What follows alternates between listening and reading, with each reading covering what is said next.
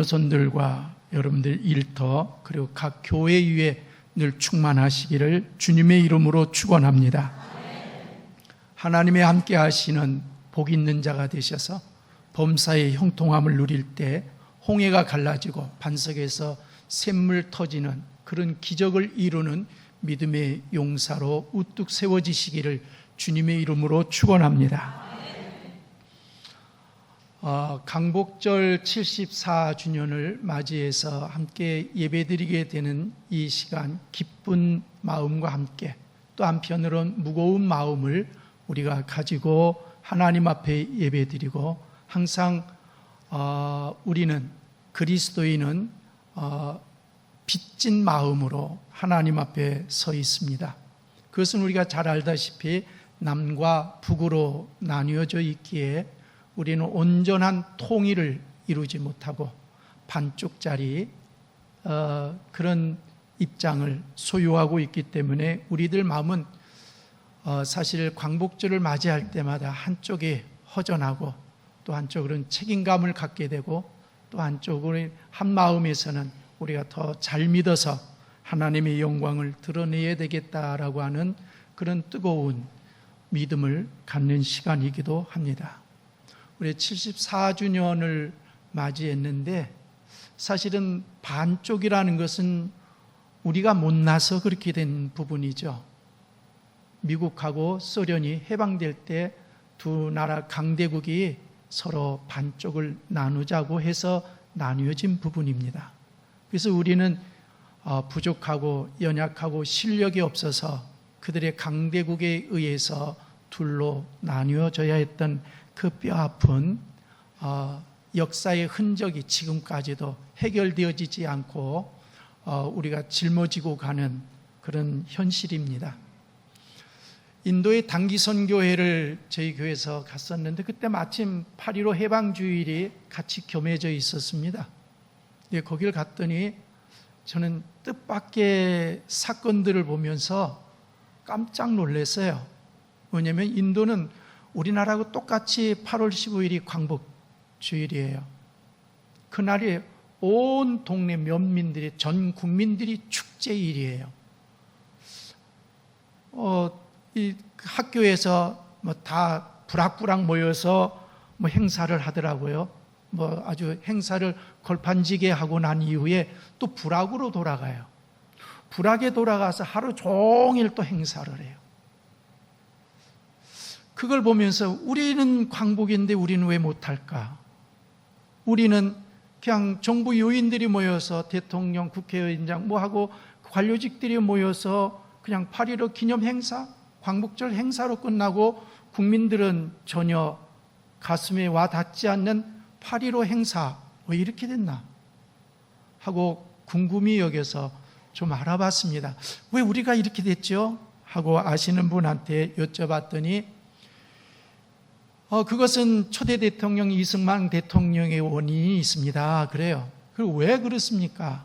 그랬더니 반민특위를 해산할 때 다 친일파, 친일, 독립군 잡으러 다니던 경찰들이 반민특위, 친일에 종사한 사람들을 색출하고 그들 법 앞에 세우려고 그렇게 만들었던 조직을 와해시키고 그들을 다 감옥으로 끌고 간 사람들이 친일파잖아요.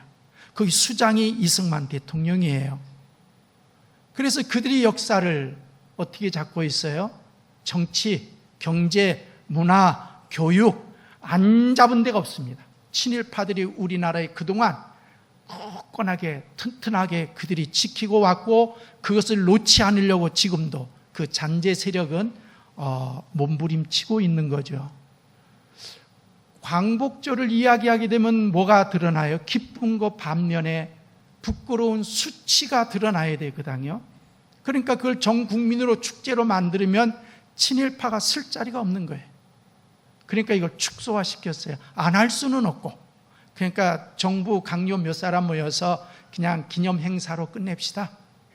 이렇게 되어져서 사실은 우리 이날이 어떻게 보면 우리는 축제일이어야 되는데 반쪽이지만 그러지 못한 그런 첫 단추를 잘못 끼었기에 오늘 우리는 이 시간을 함께 하면서도 인도하고 다른 환경, 인도하고 다른 감정, 인도하고 같이 기뻐해야 될 순간들을 놓치고 있는 안타까운 현실을 보게 됩니다. 그런 과정 중에 요즘 일본하고 경제전쟁을 하고 있지 않습니까? 여러분, 경제전쟁을 하면서 우리 국민들이 그냥 잠들어 있는 것 같았는데 정말 이렇게 놀라운 역사를 이루는 것은 나는 하나님의 섭리라고 보는 거죠. 분명하게 드러난 거죠.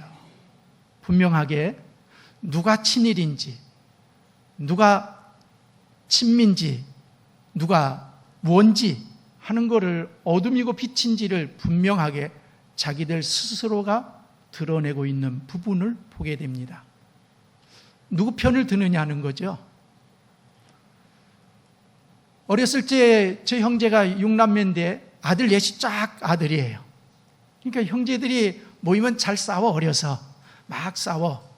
근데 저희 형님이 계시는데 형님은 참 얌전했어요. 착했어요. 근데 둘째인 저는 좀 억셨어, 거셌어. 근데 형이 누가 때린다? 형하고 나하고 다투고 싸움하지만 형이 누구한테 맞는다? 뭐 한다? 그러면 어떻게 해요? 제가 앞장서는 거죠. 제가 앞장서서 뭐 둘이 붙으면 어떻게 형님이 밑에 깔리면 내가 가서 거들어 주잖아요. 형이 올라타라고. 싸움을 하면 어때요? 상대방 손을 잡는 거죠. 우리 형님 손을 잡는 게 아니라 우리 형하고 싸우고 있는 상대방 손을 잡으면서 왜 그러시냐고 말리는 척하면서 두 손을 꼭 잡으니까 우리 형님을 못 때려.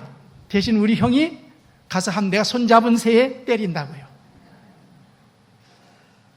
아무리 일본이 좋지만 지금 경제적으로 우리에게 지금 다시 식민지를 삼으려고 작전을 쓰고 있는데 거기에 나라 대통령과 국민들이 일본을 대항해서 지금 싸우고 있는데 우리 대통령 보고 무장해제하라네요. 우리 대통령이 가서 잘못했다고 비를 하라네요. 그게 누구예요? 자유한국당이잖아요. 어쩌면 거기는 일색으로 똑같이 그런 얘기를 해요. 깨어있는 사람도 없어. 이건 아니다라고 외치는 자도 없어요. 모두 동일하게 같이 싸잡아서 일본한테 잘못했다고 비를 내는 거예요. 그런데 거기에 또 주시승을 가지고 있으신 분은 뭐라 그래요? 그분이 누구예요? 태극기 부대이면서 엄마 부대이면서 또한 그리스도인이에요. 참으로 안타까운 현실이에요. 우리 한국의 우리 교회, 개신교를 우리가 한번 반추해 봐야 합니다. 우리를 성찰해야 된다고요. 역사에 기독교가 어떻게 이 역사에 흔적을 남기고 있고 어떻게 인식되고 있는가 하는 부분을 우리가 고민하고 앞으로 우리에게 주어진 과제를 우리가 어떻게 잘 풀어낼 건가, 우리가 그 멍에를 얼마나 잘 쥐고 가서 하나님 앞에 영광 돌리며 민족에 정말 한국의 개신교는 꼭 있어야 할 종교라고 여겨지도록 우리가 앞으로 풀어가야 할 숙제입니다. 개도교라는 이야기를 많이 듣잖아요. 안티 세력, 한마디로 말하면 개신교, 기독교를 방해하는 세력인데 사탄의 무리라고 이야기합니다. 어쨌든 간에 사탄의 무리든 하나님의 일을 회방하고 있으니까 우리에겐 껄끄러운 존재예요. 그런데 그들이 이야기하고 있는 내용은 뭡니까? 무엇을 가지고 우리에게 개도교라고 욕을 하고 있고 비난하고 있고 우리에게 돌을 던지느냐고요. 우리의 부끄러운 모습.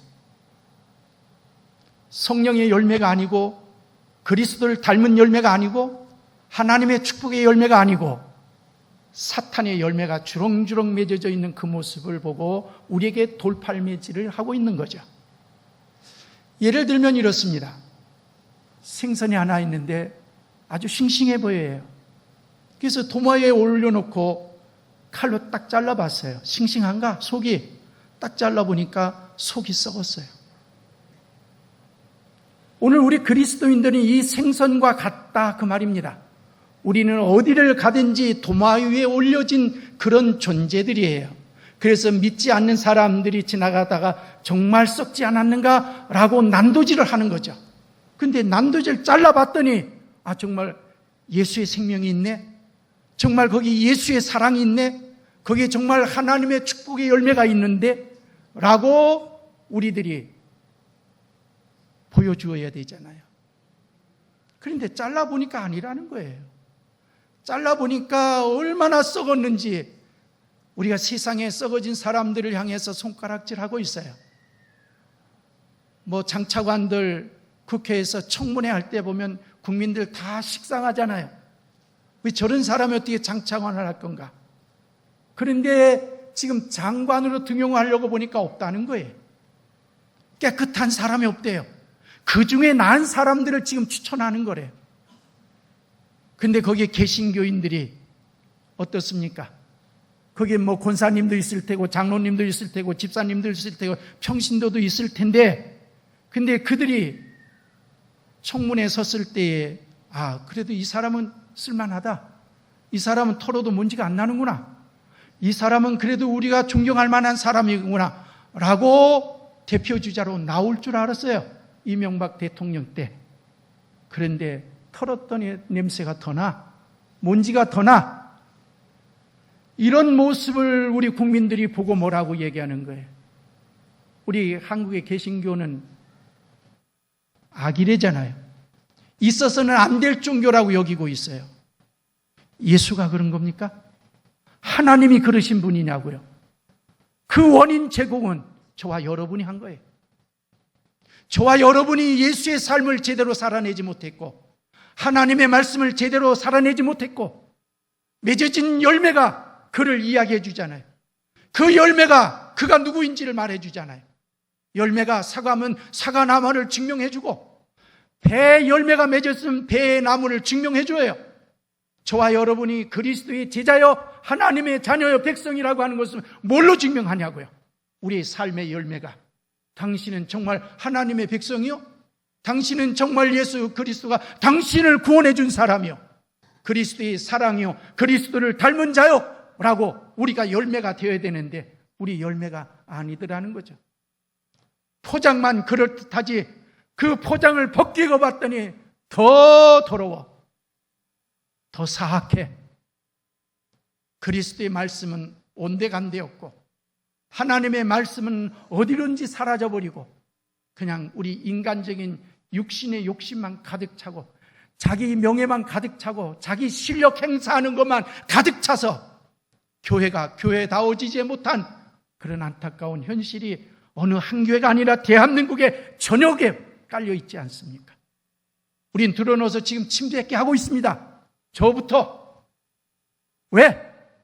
예수를 잘못 믿고 있기 때문에, 예수님을 제대로 사랑하고 있지 못하고 있기 때문에. 우리 그 부끄러운 앞에서, 하나님 말씀 앞에서 그리스도가 우리의 표대라고 여겨질 때 그 앞에서 자로된다면 우리는 얼마만큼 그분에게 자라가고 있습니까? 그분을 닮았습니까?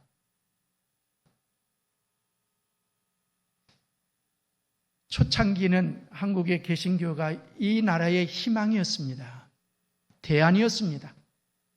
유교 가지고 안 된다, 선비만 가지고 안 된다, 불교 가지고 안 된다. 이 나라를 식민지 국가에서 해방시킬 수 있고, 그리고 우리나라를 바르게 세울 수 있는 것은 개신교다, 예수 믿는 사람들이다. 그래서 많은 인재들이 교회로 몰려왔지 않습니까? 그래서 교회가, 그 작은 숫자가 씨를 뿌렸는데 거기에 맺어진 열매가 알곡들이었어요. 본받을 만했던 거예요. 세상 사람들이 그들을 난도질해봐도 그들이 정말 변화되어져서 하나님의 사람으로 여겨졌기에 많은 지식인들이, 인물들이 교회로 몰려와서 예수를 영접하고 하나님의 자녀가 되어져서 나라를 바로 세우고 국권을 회복하겠다고 국내외에서 얼마나 독립운동을 위해서 힘썼습니까? 그들의 삶의 열매가 그거예요. 집을 떠나고 자기 재산을 팔아서 나라를 위해서 독립자금으로 되고, 그리고 어두운 곳에 한글을 보급해서 국민들을 깨우는 일을 했고 학교를 세웠고, 이런 일에 우리 그리스도인들이 작지만 소수였지만 그러나 그들이 목숨 걸고 내어놓았기 때문에 많은 사람들이 한국에 대하는 개신교다, 교회가 우리나라를 살릴 것이다 라고 믿었고 확신했기 때문에 교인이 된 것이지 않습니까? 그래서 우리는 그분들 덕택에 오늘 우리는 이렇게 누리고 살고 있습니다. 오늘 본문 말씀 에스겔 37장 전체는 뭐예요? 이스라엘 백성들의 영적인 피폐함을 보여주고 있어요. 마른 뼈들, 1장에서부터 1절부터 14절까지는 거기 마른 뼈를, 지금 에스겔을 통해서 바벨론 포로로 잡혀갔는데 거기서 환상 가운데 하나님이 보여주신 이스라엘 백성들의 영적인 상태를 보여준 거예요. 마른 뼈였어요. 여러분, 마른 뼈가 무슨 능력 있고 무슨 일을 할 것이며 뭘 하겠습니까? 아무것도 할 수 없는 그들. 그런데 하나님께서 에스겔에게 내 말을 전해라, 명령해라, 뼈들에게. 그러면 거기에 살이 붙을 것이고 힘줄이 생길 것이고 그리고 위에 가죽이 붙을 것이다. 그리고 그 안에 생기가 들어서 큰 군대를 이룰 것이다 라고 하나님이 메마른 뼈들 앞에서 에스겔을 통해서 말씀을 선포하도록 권면하고 계십니다. 어떻게 보면 우리 민족이 그와 같은 상황이었죠. 일정 시대를 통해서 식민지 생활에서 피폐화되어져서 우리들이 얼마나 어렵고 힘든 보릿고개라고 하는 말 한마디, 그 단어로 우리의 부모 세대, 할아버지 세대, 그 너머의 세대의 삶을 단편적으로, 총체적으로 설명해 줄 수 있는 보릿고개. 그런데 그 보릿고개라고 하는 그것을 지금도 가슴에 새기고 있는 우리 여기에 계신 모든 어르신분, 성도 여러분들, 여러분들이 죽기 전에 지금 어떤 자리에서 누리고 있느냐고요.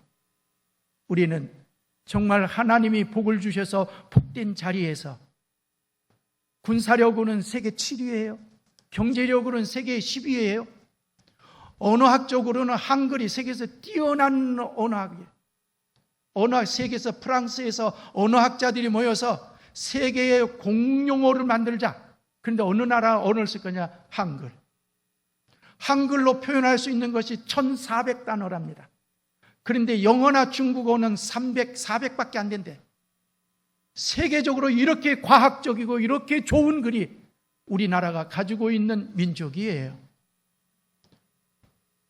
여러분, 그렇게 우리 마른 뼈와 같은 이 민족에게 하나님이 복을 주셔서 지금 이렇게 현대에서는 세계에서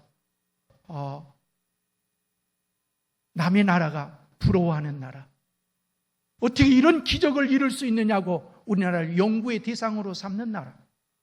그래서 동남아나 세계적으로 우리나라를 향해서 오는 젊은이들이 얼마나 많습니까? 여기에 시작은 다 각자 해석은 나름대로 할 겁니다. 정치학자는 정치학자대로, 법학자는 법학자대로, 사회학자는 사회학자대로. 그러나 우리 종교인으로서는, 우리 그리스도인으로서는, 우리 성도들로서는 어떻게 해석하느냐?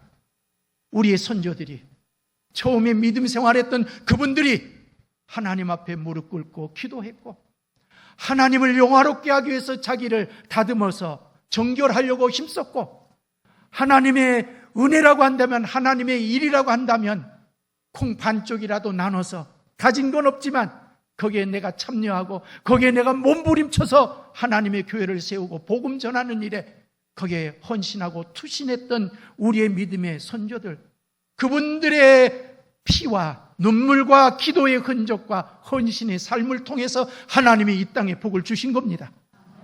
오늘 우리 그리스도인들은 그 고백이 우리들의 해석이고 우리들의 축복이라고 간증할 수 있어야 되고, 그것은 우리가 끝까지 우겨도 우리는 자랑스러운 이야기죠. 마른 뼈와 같았는데, 우리 민족이 그랬잖아요. 마른 뼈와 같았잖아요. 제가 중학교 때 담임 선생님이 자가용 시대 온다. 그래서 내가 선생님 그 말씀에, 선생님 웬 자가용 시대는요, 자전거만이라도 잘 탔으면 좋겠습니다. 자전거만이라도 하나 제대로 된 거 좀 탔으면. 그런데 조금 지나다 보니까 제가 자가용을 타고 있더라고요. 경제력이 뒷받침 안 해주면 못하는 거잖아요. 동남아를 다니고 세계 열악한 나라를 다니면서 우리나라가 얼마나 잘 살고 있는지 그거를 보게 되는데, 그것이 왜요? 우리의 믿음을 돌이켜보면 우리의 믿음의 1세대들, 우리 부모님 세대들이 그렇게 뜨겁게 하나님 사랑했고 하나님 아니면 안 된다라고 하는 절대 절박성을 가지고 신앙생활을 해왔는데, 그래서 우리는 그 은혜로 우리 부모 세대 1세대들이 심어놓은 결과로 그 열매를 따먹고 있어요. 그래서 이 민족 앞에서 우리 그리스도인들은 1세대들은 부끄럽지 않는 자예요. 그런데 2세대, 3세대 된 우리들이 지금 어떻게 하고 있느냐, 그 부분이에요. 그 부분은 지금 에스겔에서 에브라임과 유다의 막대기를 하나님께서 하나로 만들라는 것이잖아요. 북이스라엘, 남유다. 그래서 오랫동안 갈등 관계로 싸웠던 민족, 이제는 하나님이 그들을 하나를 만들어서 한 민족, 한 임금이 나와서 그를 다스릴 것이다. 거긴 영적으로는 예수 그리스도가 왕이라고 하는 것을 이야기하고 있습니다만은, 그러나 우리가 드러난 정치적인 상황에서는 그들은 그 고난을 통해서 어떻게 됐어요? 그것이 하나가 되어졌습니다. 우리는 고난을 통해서 둘로 나누어졌어요. 그 둘로 나누어진 이것은 오늘 우리의 몫이다, 그 말입니다. 오늘 이 두 나누어진 남과 북을 우리가 풀어가야 되잖아요. 여기 풀어가는데 우리 그리스도인들은 어떤 입장, 어떤 사상, 어떤 진리를 가지고 이걸 풀까 하는 거예요. 친애하자, 친미하자, 반공, 자본주의. 여러분, 우리 그리스도인은 그게 우선순위가 되면 안 되죠. 우리의 우선순위는, 우리가 외치는 것은 그리스도의 사랑이에요. 누가 무슨 말을 한다 하더라도 우리는 예수 그리스도의 사랑으로 하나 되자. 에베소서 2장에서도 하나님과 우리와의 갈등 관계, 원수의 관계를 담을 허무시고 하나님과 화해를 이루신 분이 예수 그리스도 아닙니까? 우리가 예수 그리스도를 죽으신 그 흔적을 지니고 다니는 십자가 사건, 가슴에 십자가를 달고 다니고 우리 십자가를 늘 가까이 하잖아요. 여러분들 십자가를 처음에 은혜 받을 때는 어떻습니까? 십자가만 봐도 눈물이 나왔잖아요. 십자가만 봐도 가슴이 뭉클했고요. 십자가만 봐도 하나님, 주님 뜻대로 살겠습니다 라고 고백하고 결단했고, 세상이 유혹하는 것과 싸울 때 주님의 나를 위해서 피 흘리신 십자가를 가슴에 품으면서, 하나님, 내가 이렇게 가면 안 되죠. 하나님, 제가 세상 유혹 이제는 뿌리치겠습니다 라고 영적 싸움을 해야 될 지금 우리가 신앙생활을 그렇게 오랫동안 했는데 그 십자가가 이제는 그냥 거기 있는 거, 그냥 거기 붙어 있는 거, 그냥 표시로 달고 다니는 거, 그렇게 여겨지는 것은 왜 그렇게 여겨지게 됐습니까? 예수 믿는데 진부하거든요. 예수 믿는데 별 볼 일 없는 것 같거든요. 예수 믿는데 하나님이 안 계신 것 같거든요. 여러분 십자가를 대하고 하나님 말씀을 대할 때 10년 전 지금하고 사건 여러분들 견주어 보아서 얼만큼 여러분들이 그 사랑하는 마음이 농도가 짙어졌습니까? 예수를 믿는 날수가 길어지면 길어질수록 엑기스가 나와야 되잖아요. 정말 내 인생 예수 그리스도에게 투신하겠다. 난 예수가 다다. 살아도 주를 위하여 살고 죽어도 주를 위하여 죽나니 죽으나 사나 나는 주님의 것이다 라고 하는 고백이 그냥 바울의 말씀으로 끝나면 그것은 우리에게 별 의미가 없지 않습니까? 바울이 고백했고 바울이 전해준 말씀이 맞아. 나도 살아도 주를 위해서 살고 죽어도 주를 위해서 죽어야지. 이거에 대해서는 나 목숨 걸 거야. 나 목숨 내어 던질 수 있어. 나는 내 가지고 있는 재산 주를 위해서 바치려면 다 바칠 수 있어. 내 명예 내려놓으라면 내려놓을 수 있어. 이런 고백의 자리로 가야 하지 않겠습니까? 오늘 우리 예수 믿는 것이 뭡니까? 돈 잘 벌고 출세하게 해서 예수 믿습니까? 그거는 아니죠. 그래서 예수 잘 믿고 난 이후에 하나님이 세워주시는 복이고 은혜이지만 우리는 하나님을 진실로 사랑하는 자가 되기 위해서 이 자리에 오신 것이고요, 예배드리는 자가 된 것이고요, 예수님을 사랑하게 우리의 복음을 전하는 자고요, 그 사랑의 시발점은 작은 씨앗과 같았다 할지라도 지금은 그 씨앗이 큰 열매가 되어야 되지 않습니까? 그 능력이 여러분들을 사로잡고 여러분들의 환경과 나의 주변에 위치해 있는 모든 것을 무너뜨릴 수 있는 그 사랑으로 무장되어져 있는 것이 당연한데, 우린 그 당연한 것이 당연하지 않아요. 왜? 우리 마음을 다른 데 다 빼앗겼어요. 예배드리는 우리 자세부터 이야기해 봅시다. 보수 진보를 떠나서요, 우리는 성경이 말씀해 주는 대로 가야 되죠. 뭐가 진보고 뭐가 보수입니까? 하나님이 하나님 되어지는 것이 보수죠. 그것이 진리고요, 그리스도를 고백하는 그가 예수 그리스도가 2000년 전에 죽은 것으로 끝난 것이 아니라 오늘 나에게 부활해서 예수의 생명이 내 안에 있고 내가 예수님을 닮아가면서 예수님이 나를 좌지우지해. 우리 예수 믿으면서 예수님이 나를 좌지우지하고 있는가? 예수님 말씀이라면 내가 멈추는지, 예수님이 그렇다고 하면 엎드리는지, 예수님이 가라고 하면 가고 있는지, 이것이 우리들의 믿음의 실력 아닙니까? 우리의 믿음의 실력을 뭘로 증거하겠습니까? 돈 많은 것, 이병철 씨 삼성 한타 뛰면 우리 깽거리도 안 됩니다. 그 집은 예수 안 믿습니다. 원불교 믿어요. 거기에다 대고 축복론으로 가지고 가면 그게 중요한 게 아니잖아요. 진정한 축복은 뭐예요? 하나님 자녀된 거. 진정한 축복은 뭐예요? 죄 사함 받은 거. 진정한 축복은 천국을 차지할 수 있는 거. 진정한 축복은 하나님이 내 기도를 들으시고 응답해 주시는 거. 이게 진정한 축복이죠. 범사의 형통함, 물질로 계산하는 것이 아니라 범사의 형통함이라는 것은 하나님이 나를 거들어 주신다는 거 아닙니까? 하나님이 나와 함께 해주시겠다는 약속의 말씀 아닙니까? 오늘 우리는 한국의 개신교가 망가지는 이유가 이 물질의 축복, 명예, 이것으로 격가지에 흘러감으로 말미암아 우리 한국교회가 병들었다고 저는 생각하고 있습니다. 우리는 예수를 닮고 예수님을 사랑하고 예수님을 증거하는 자로 온전해져야 되는데, 거기에 목숨 걸어야 되는데, 거기에 부름받은 자로 사명을 감당해야 되는데, 그거 다 잃어버리고 이제는 얼마나 나태해져 계세요? 얼마나 좋아요? 에어컨 나오죠. 불은 또 얼마나 밝아요? 또 거리는 얼마나 가까워졌어요? 길은 얼마나 좋아졌고요. 얼마나 차가 또 많아요. 집집마다 농사 짓는 집이 차가 더 많더라고요. 트럭터 있죠, 포터 있죠, 자가용 아내 거 있고 남편 거 있죠. 뭐 농촌에 가니까 더 많은 차가. 얼마든지 새벽이고 밤이고 기도할 수 있고 예배 참여할 수 있는데 우리는 어때요? 편리에 길들여져 있어요. 편리함, 편안함. 여러분, 내가 편안함으로 말미암아 어때요?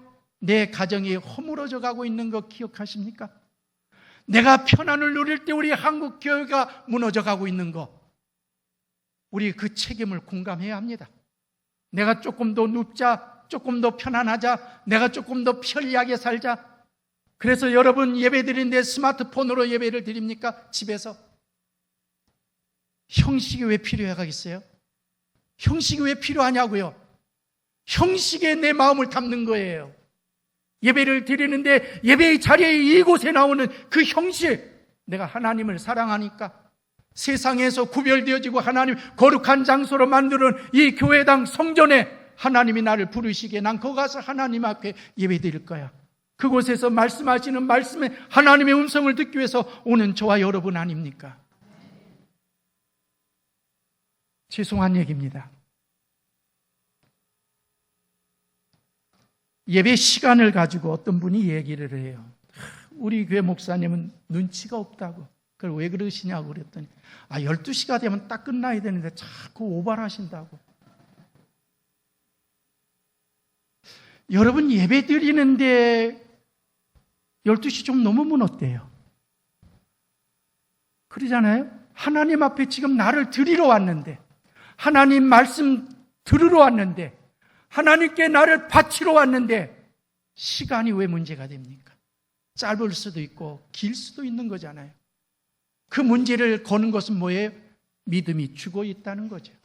하나님 앞에 예배자요, 하나님이 주권자요, 하나님이 주체라는 걸 모르고 내가 주인이야, 하나님이 주인이 아니고, 그러니까 예배 시간을 가지고 왈가불가 하는 것 아니겠어요? 여러분, 죄송합니다. 우리들의 모습을 제대로 좀 봐야 되거든요.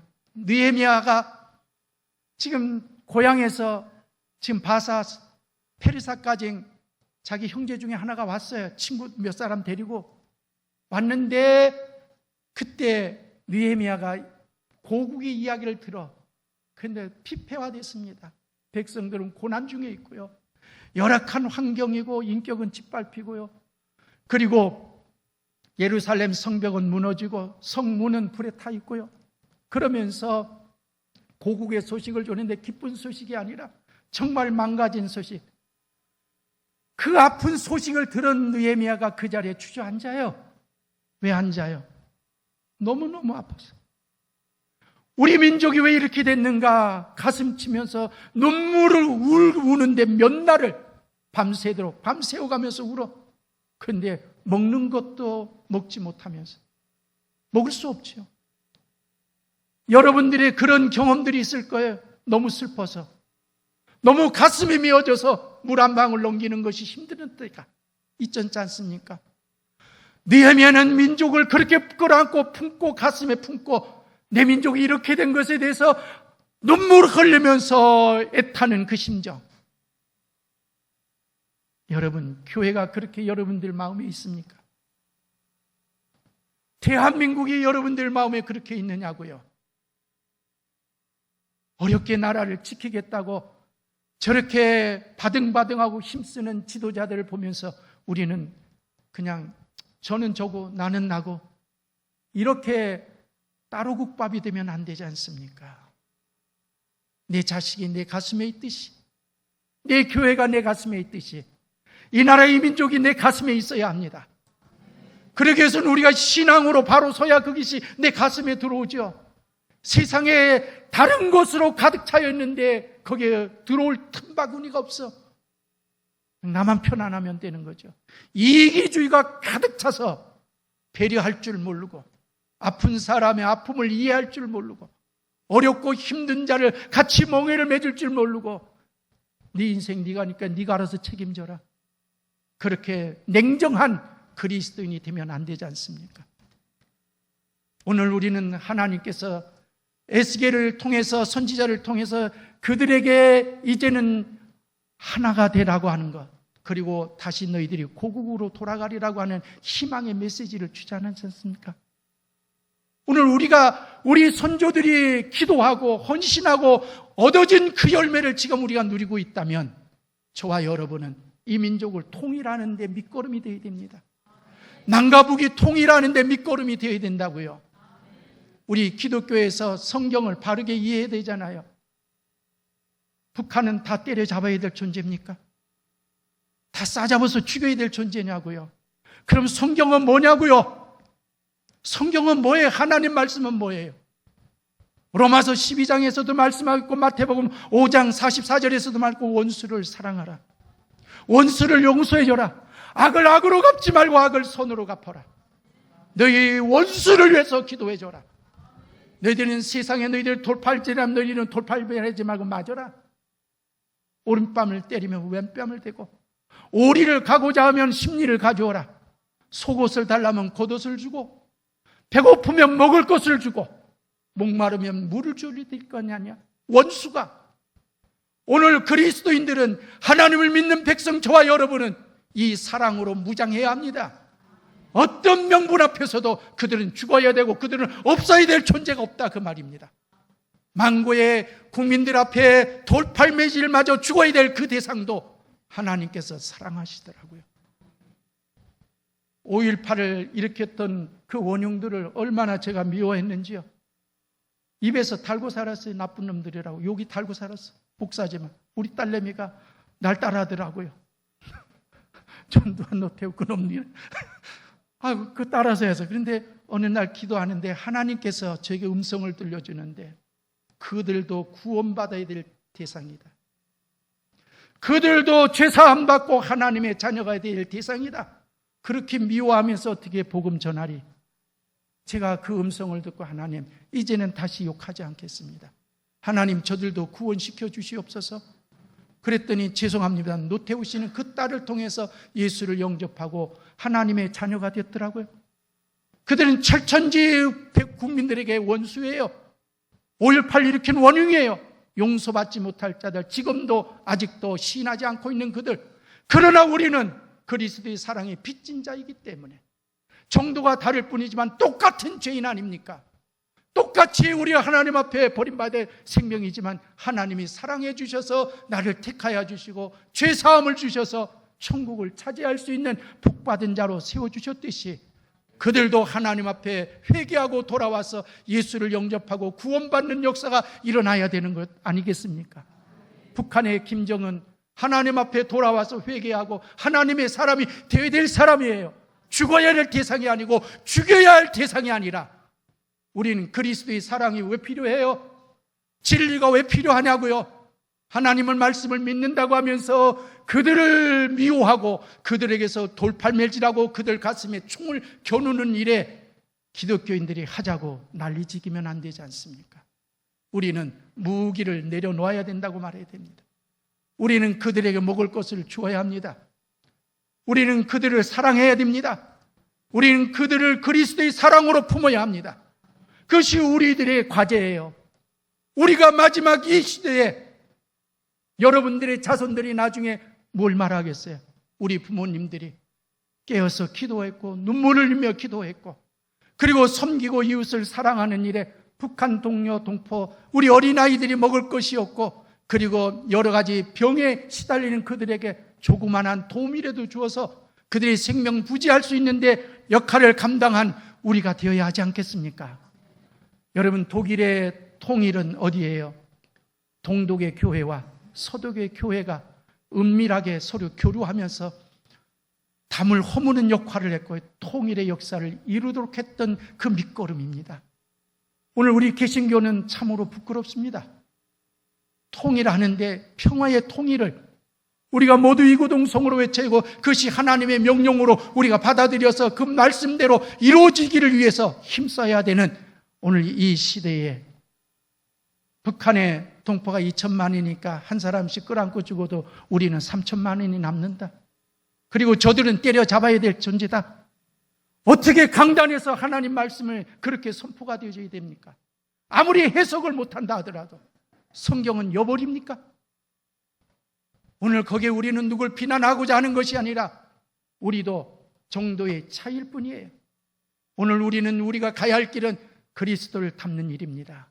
주님의 사랑의 열매가 맺어져야 됩니다. 그 열매로 그들을 알지니 여러분, 우리 그리스도인은 건 말로만 하는 것이 아니라 열매로 나타나야 그것이 진정한 그리스도 아닙니까? 그것이 실력 아닙니까? 그게 능력 아닙니까? 여러분, 오늘 우리 황등면을 대표하는 대표주자잖아요. 누가 뭐라 해도 우리 그리스도인들은 그들과 다른 부류예요. 하나님의 자녀가 된 부류예요. 하나님이 우리를 책임져 주는 자녀예요. 하나님의 함께 하심으로 말미암아 우리는 천국의 소망을 가지고 달려가는 거룩한 백성이라고요. 자부심을 좀 가집시다. 다툼 있는 곳에 우리는 화해자가 되어야 되잖아요. 욕심 부리지 말고요. 전도하러 가봤더니 교회 안 나오겠대요. 왜 안 나오니까 교회 중직 이름을 대면서 어떻게 야박스러운지, 어떻게 욕심쟁인지, 논두랑 싸움, 물꽃 싸움, 안 싸우는 데가 없네요. 여러분, 우리 삶이 받쳐주지 않으면 우리가 예수 전하는 것이 공연불이 될 가능성이 많습니다. 우리의 삶이 받쳐줘야 돼요. 인격이 받쳐줘야 되고요. 여러분들의 그 덕스러운 마음, 저희 교회 구호가 있어요. 한번 해보실래요? 착하게 삽시다. 착한 일 많이 합시다. 제가 왜 이 구호를 정했겠어요? 그렇지 않으니까. 너무 삭막하고 너무 인색하고 너무 싸납게 사니까. 권사가 돼서 80대 권사가 50대 젊은 부인을 머리채를 끌어안고 흔들고 싸우는데 그걸 뭐라 그랬네? 우리 교인이었어요. 우리 교인들 앞에서도 얘기했어요. 권사라는 이름표를 달고 50대 된 젊은 예수 안 믿는 여자의 머리카락을 잡고 흔들어 쌈쟁이라고 소문이 나. 거기에 무슨 누가 예수 믿으러 오겠습니까? 예수 믿는 사람은 뭐에? 손해보는 겁니다. 예수 믿는 사람은 당연히 손해를 전제하는 겁니다. 그럴 때 하나님이 손해본 몫을 30배, 60배, 100배로 갚아줍니다. 여러분, 땅의 것에 연연하지 맙시다. 오늘 우리가 광복이라는 것은 그냥 정치꾼들이 해주는 것이 아니라 하나님 손에 주권에 달려있는 거예요. 여러분, 오늘 우리는 광복절을 맞이해서 누구의? 하나님이 다스리신다. 하나님이 주인이시다. 하나님이 왕이시다. 이 믿음이 회복되어져서 하나님 앞에 우리 마음 드리고 우리 그리스도인 천만이라고 하는 기독교인들이 바로 서서 이 민족을 짊어지고 갈 수 있는 그런 거룩한 주의 종으로 세워져야 하나님의 축복을 이야기할 수 있습니다. 사랑하는 성도 여러분, 오늘 우리는 이 민족의 아픔을 느헤미야처럼 정말 가슴에 품고 아프고 정말 하나님 이 문제 해결해 줘야 되지 않습니까? 하고 외쳐야 되잖아요. 구국기도 하는 데가 제가 어렸을 때만 해도 많았어요. 근데 지금 거의 다 없어졌어요. 나라를 위해서 기도하는 재단들이 없어졌다고요. 산에 가면, 기도원에 가면 나라를 위해서 기도했던 그 부분들이, 그 세대가 돌아가시고 나니까 바톤을 이어받는 사람이 없어요. 한국교회 새벽재단을 쌓던 부모의 세대가 있었는데 그분들이 가고 나니까 자리가 텅텅 비기 시작해요. 그냥 형식으로 주의를 지켜요. 그냥 형식으로 부담 안 된 선회까지. 예수가 그렇게 싸구렵니까? 예수님이 그만도 못한 겁니까? 예수님이 나를 위해서 죽으셨다는 것이 그게 믿어지지 않습니까? 예수가 나를 위해서 죽었다는 것이 내 가슴에 절감이 된다면, 내 가슴에 찔림이 되면 우린 예수 그렇게 대충 못 믿죠. 주님을 위해서 우리의 인생을 내어 던질 때 나라와 민족을 위해서 기도하는 여러분, 이 땅에 있는 수많은 넌크리스천들, 예수 믿지 않는 들에게 빛이 되고 소금이 되고 그리스도의 향기가 되어져서 이 나라를 굳건히 세워가고 하나님의 축복의 나라라고 여겨지는 데에 귀한 사역을 감당하는 저와 여러분이 되시기를 주님의 이름으로 축원합니다. 아멘.